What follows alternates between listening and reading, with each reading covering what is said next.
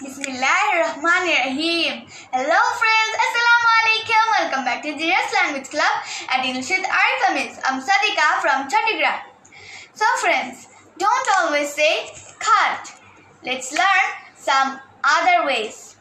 Cut my nails. আমরা এগুলো উদাহরণ হচ্ছে আমরা যখন অন্যকে দিয়ে করাবো সেগুলোর উদাহরণ আমি দিচ্ছি। কিন্তু যখন আমরা করব নিজে নিজে ওটার সাথে আইএনজি যোগ করে দেব যদি প্রেজেন্ট টেন্স হয়। তাহলে যদি পাস্ট টেন্স হয় পাস্ট ফর্মটা যোগ করে দেব। Cut my nails, clip my nails, clip my nails. Cut my hair, get a haircut, get a haircut.